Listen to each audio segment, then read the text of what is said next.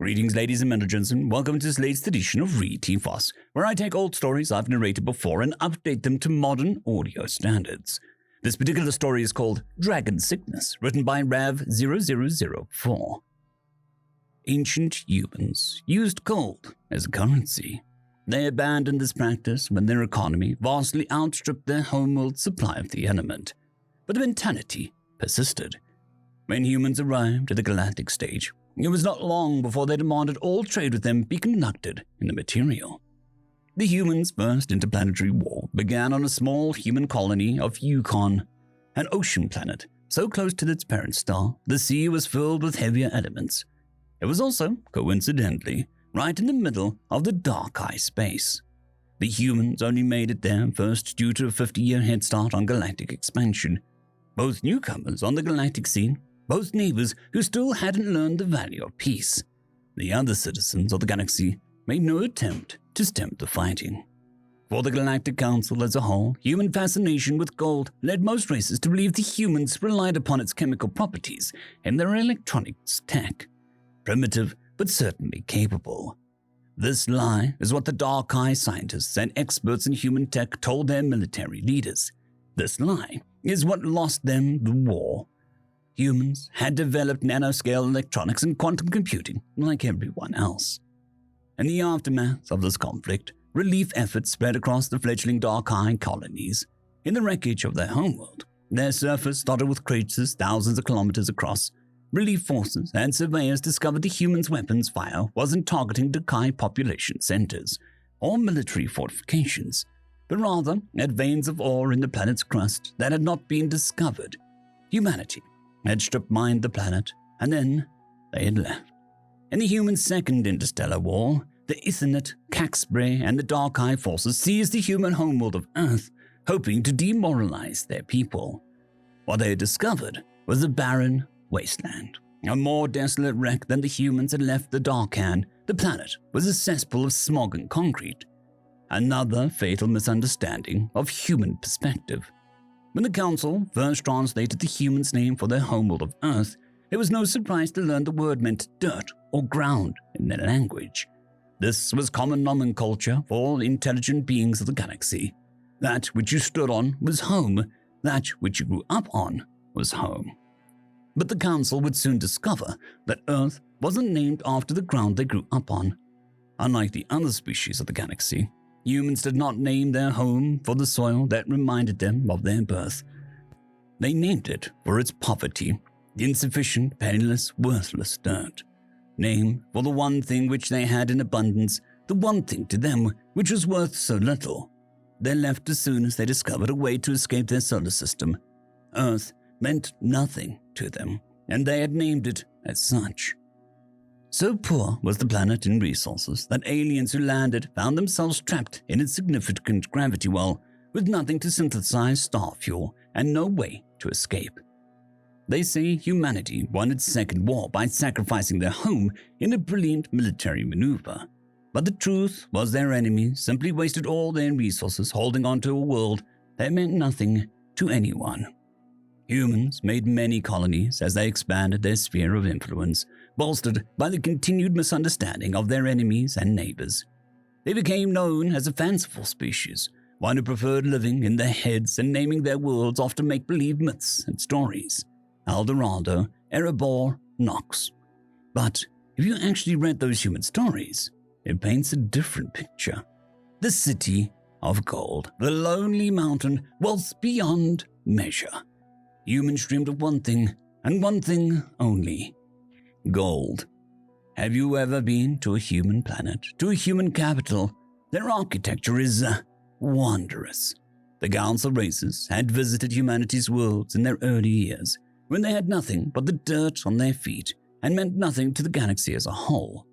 They were catalogued as a species who built things from metal-reinforced stone and glass, and then left them to their own devices for 200 years. The Council had done their job of introducing them to the universe at large and let them on their way. But after 2 wars and 2 military victories, they wanted a closer look at the upstart species of metal-lusting apes. What they found was frightening and hauntingly beautiful. Elaborate palaces built from gold, starships constructed entirely of the glimmering metal, reflecting starlight in a yellow hue across miles and miles of terraformed landscape, reflecting it back.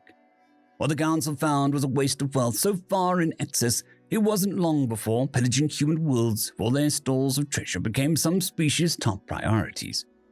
Humanity's third interstellar war was won, once again, by yet another misunderstanding. Human Alcagon-class destroyers glimmered in the light of the stars, beacons of their opulent and wasted wealth, their gold-clad hull blaring their presence on scanners over 10 systems away.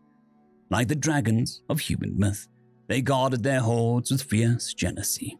Council inspections found human bridges, much like their ship hulls and their ground-based capitals, absolutely coated in gold to the point of ludicrousness. Humans called it gilding.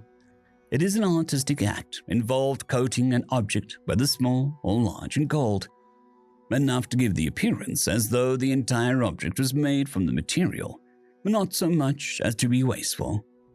A layer so thin, coated on top, so austere and efficient, they could afford to spend more of it elsewhere. A paradox. An artistic style so gluttonous and wasteful, they had to resort to being as cheap and efficient as possible, to spend as little as could be spent. Everything that humans made was this way. When pillaging Araten and Shimeng-clave pirates sought to land in a human world of Nox, they found the outrageous human destroyers moved with a speed literally impossible, shearing through space and skimming through the atmosphere with engines nowhere near powerful enough to carry around so much atomic element 79. The same greed they had adopted from the humans was the downfall of both marauding races. Two groups who had assumed human engineering was literally built around using gold as a construction material. When the Clave first cracked open a human vessel, they were stunned to find the same diamond titanium composites they built their own ships out of, and the thinnest of layers of gold along the outside, disguising the much lighter and stronger materials. But it was too late. The war had already begun, and by the time knowledge of guilt had spread far enough, both species were wiped from the galaxy. Their planets, too, would eventually be mined to the core by the human hands.